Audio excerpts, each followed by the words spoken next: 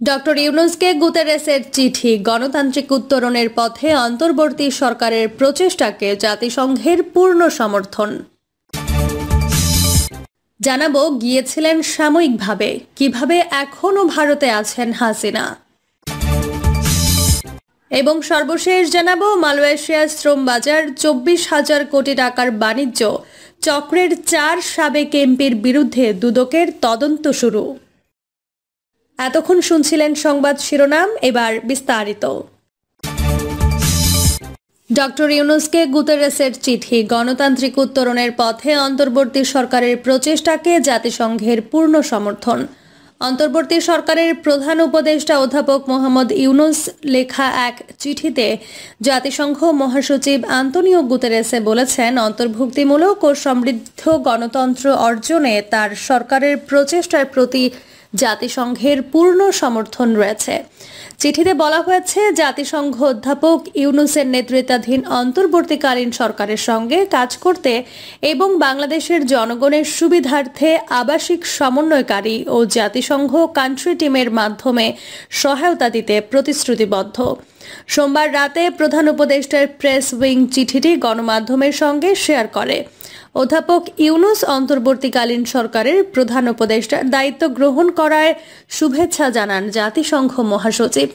গুতেরেসে বলেন, আমি বাংলাদেশে শান্তি ফিরিয়ে আনা এবং সংসদ নির্বাচন আয়োজনের প্রচেষ্টাকে স্বাগত জানাই। অন্তর্বর্তীকালীন সময়ে অধ্যাপক ইউনূসের নেতৃত্বে সহিংসতা বন্ধ, জবাবদিহিতা নিশ্চিতকরণ, আইন শৃঙ্খলা পুনঃপ্রতিষ্ঠা এবং গণতান্ত্রিক নির্বাচনের পথ তৈরিতে গুরুত্বপূর্ণ ভূমিকা পালন করবে বলে মন্তব্য করেন জাতিসংঘ মহাসচিব। তিনি বলেন, আমি আশা করি আপনার সরকার তরুণ ও নারীদের পাশাপাশি সংখ্যালঘু ও আদিবাসী সম্প্রদায়গুলোকেও বিবেচনায় নিয়ে অন্তর্ভুক্তিমূলক উদ্যোগ নেবে। গুতেরেসে জানান, তিনি সব নাগরিক, বিশেষ করে সংখ্যালঘুদের পূর্ণ সুরক্ষা নিশ্চিত করার জন্য অন্তর্বর্তীকালীন বাংলাদেশ সরকারের ওপর নির্ভর করেন। তিনি বলেন, বিশেষ করে মিয়ানমারে অবনতিশীল পরিস্থিতির পরিপ্রেক্ষিতে রোহিঙ্গা শরণার্থীদের কল্যাণ নিশ্চিত করার জন্য আমি আপনাদের প্রতি জোরালোভাবে আহ্বান জানাচ্ছি। বাংলাদেশ ইতিহাসের এক গুরুত্বপূর্ণ সন্ধিক্ষণে দাঁড়িয়ে আছে বলে মন্তব্য করেন গুতেরেসে। গিয়েছিলেন সাময়িকভাবে, কিভাবে এখনও ভারতে আছেন হাসিনা। বাংলাদেশের সাবেক প্রধানমন্ত্রী শেখ হাসিনাকে নিয়ে বাংলাদেশ এয়ারফোর্সের একটি বিমান দিল্লির কাছে গাজিয়াবাদের হিন্ডন বিমান ঘাঁটিতে অবতরণ করে ঠিক 15 দিন আগে। সেদিন সন্ধ্যায় ওই বিমান ঘাঁটিতে শেখ হাসিনা ও তার বোন শেখ রেহানাকে স্বাগত জানান ভারতের জাতীয় নিরাপত্তা উপদেষ্টা অজিত দোভাল। তার পরদিন ভারতের পররাষ্ট্রমন্ত্রী এস জয়শঙ্কর দেশটির পার্লামেন্টে জানান, ভারত সরকারের কাছে শেখ হাসিনা সাময়িকভাবে এদেশে আসার অনুমোদন চেয়েছিলেন এবং তা মঞ্জুর হওয়ার পরে তিনি ভারতের মাটিতে পা রেখেছেন। সেই থেকে শেখ হাসিনা এখনও পর্যন্ত ভারতেই রয়েছেন এবং যতদূর জানা যাচ্ছে দিল্লির উপকণ্ঠে একটি আধা সামরিক বাহিনীর অতিথি নিবাস বা সেফ হাউসে 2 বোনকে একসঙ্গে রাখা হয়েছে। তবে এই মুহূর্তে তাদের ঠিকানা কি সেটা সরকারিভাবে কখনোই প্রকাশ করা হয়নি। শেখ হাসিনা ঠিক কোন ইমিগ্রেশন স্ট্যাটাসে ভারতে রয়েছেন সেই ব্যাপারেও এখনো পর্যন্ত ভারত সরকার সম্পূর্ণ নীরব রয়েছে। অর্থাৎ তিনি কোনো বিশেষ ভিসায় ভারতে অবস্থান করছেন নাকি তাকে রাজনৈতিক আশ্রয় দেওয়া হয়েছে, এ ব্যাপারে আনুষ্ঠানিকভাবে ভারত সরকার আজ পর্যন্ত একটি শব্দ উচ্চারণ করেনি। এই কারণেই প্রশ্ন উঠছে, ভারতে এই মুহূর্তে তার অবস্থানের ইমিগ্রেশন গত বৈধতাটা ঠিক কি এবং সেই স্ট্যাটাস কতদিন পর্যন্ত বৈধ থাকতে পারে। দিল্লিতে সরকারের শীর্ষ পর্যায়ে একাধিক কর্মকর্তার সঙ্গে কথা বলে এই প্রশ্নের যে জবাব পাওয়া গেছে তা এরকম। বাংলাদেশের প্রধানমন্ত্রী হিসেবে শেখ হাসিনার যে ডিপ্লোম্যাটিক বা অফিসিয়াল পাসপোর্ট ছিল তা এখনো বৈধ এবং সেই পাসপোর্টের সুবাদে তিনি অন্তত 1.5 মাস কোনো ভিসা ছাড়াই অনায়াসে ভারতে অবস্থান করতে পারেন।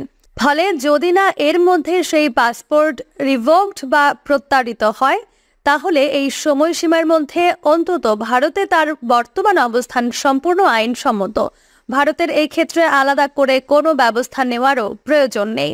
ভারতীয় কর্মকর্তারা বলছেন, শেখ রেহানার ক্ষেত্রে অবশ্য এই জটিলতাটুকুও নেই, কারণ তিনি ব্রিটেন বা যুক্তরাজ্যের পাসপোর্টধারী। ফলে সাধারণ ভিসা অন অ্যারাইভেলেই তিনি কার্যত যতদিন খুশি ভারতে থাকতে পারেন। শেখ হাসিনার ভারতে বর্তমানের অবস্থানের ইমিগ্রেশন সংক্রান্ত বিষয়টিকেই এই প্রতিবেদনে ব্যাখ্যা করা হয়েছে। ভারত সরকার যা বলছে, গত 16 আগস্ট বিকেলে দিল্লিতে পররাষ্ট্র মন্ত্রণালয়ের নিয়মিত সাপ্তাহিক ব্রিফিংয়ে ঠিক এই বিষয়টি নিয়েই মুখপাত্র রণধীর জয়সওয়ালাকে নির্দিষ্ট প্রশ্নের মুখে পড়তে হয়েছিল। সেদিন তার কাছে জানতে যাওয়া হয়, প্রায় 2 সপ্তাহ হলো বাংলাদেশের প্রধানমন্ত্রী শেখ হাসিনা দিল্লিতে অবতরণ করেছেন। আপনি কি আমাদের বলতে পারেন তার এই অবস্থানের স্ট্যাটাসটা কি? অর্থাৎ তিনি কি নিয়মিত ভিসায় এই দেশে আছেন, নাকি তিনি রাজনৈতিক আশ্রয়ের আবেদন করেছেন, নাকি তাকে কোনো ধরনের গৃহবন্দী বা অন্তরীণ অবস্থায় রাখা হয়েছে?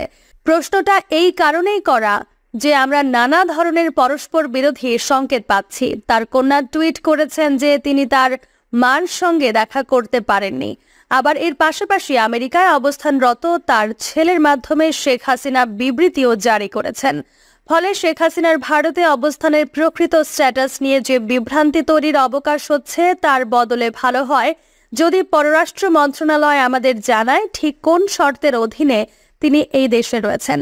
যে সাংবাদিক এই প্রশ্নটি করেছিলেন তিনি শেখ হাসিনাকে বাংলাদেশের প্রধানমন্ত্রী বলে উল্লেখ করেছিলেন। মুখপাত্র কিন্তু তার জবাব দেওয়ার সময় প্রথমে স্পষ্ট করে দেন তিনি সাবেক প্রধানমন্ত্রীকে নিয়ে কথা বলছেন। রণধীর জয়সওয়াল তখন বলেন, আমরা গত সপ্তাহেও এই বিষয়টি ব্যাখ্যা করেছিলাম যে সাবেক প্রধানমন্ত্রীর ভারতে আসার বিষয়টি অনুমোদন করা হয়েছিল খুব স্বল্প সময়ের নোটিশে। এই পরিস্থিতি এখনও ক্রমাগত পাল্টাচ্ছে। এই মুহূর্তে অন্তত তার পরিকল্পনা নিয়ে আমাদের নতুন করে কিছু জানানোর নেই।